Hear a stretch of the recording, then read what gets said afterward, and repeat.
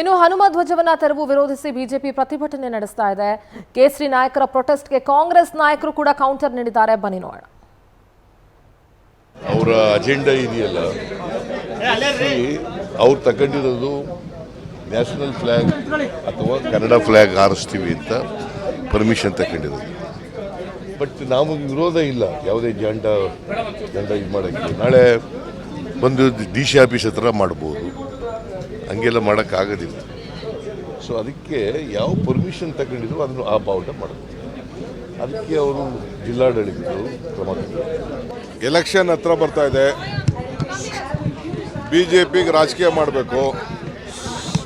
ಮಂಡ್ಯಾಲೇನವ್ರಿಗೇನು ಬೇಸಿಲ್ಲ, base create ಮಾಡೋಕ್ಕೆ ಮಾಡ್ತಾ ಇದ್ದಾರೆ. ಅಲ್ಲರಿ ಎಲ್ಲ ಕಡೆನೂ ಎಲ್ಲ ಸಂಘ ಸಂಸ್ಥೆಯವರು ಎಲ್ಲ ಬಾವುಟಗಳನ್ನ ಹಾಕ್ಕೊಂಡು ಕೂತ್ಕೊಂಡ್ರೆ ಈ ದೇಶದ ಸಂವಿಧಾನ ಯಾಕಿರಬೇಕು?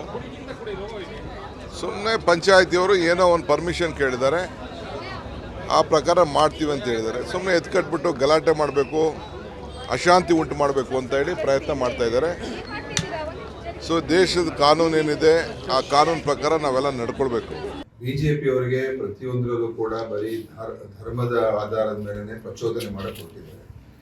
ಅಲ್ಲಿ ಇರುವಂಥ ಪರ್ಮಿಷನ್ ತಗೊಂಡಿದ್ದೇ ಬೇರೆ, ಅವರು ಮಾಡೋದಕ್ಕೆ ಹೊರಟಿದ್ದೇ ಬೇರೆ. ಅದರಿಂದ ನೋಡಿ, ಕ್ರಮಬದ್ಧವಾಗಿ ಮಾಡ್ಕೊಂಡು ಹೋದ್ರೆ ಒಳ್ಳೇದು. ಮತ್ತೆ ಅನಾವಶ್ಯಕವಾಗಿ ಈ ರೀತಿ ಪ್ರಚೋದನೆಕಾರಿ ಅವರಿಗೆ ಬರೀ ಪ್ರಚೋದನೆ ಮಾಡೋದೇ ಒಂದು ಕೆಲಸ ಆಗ್ಬಿಟ್ಟಿದೆ. ಮತ್ತು ಜನರಲ್ಲಿ ಈ ಘರ್ಷಣೆ ಆಗಬೇಕು,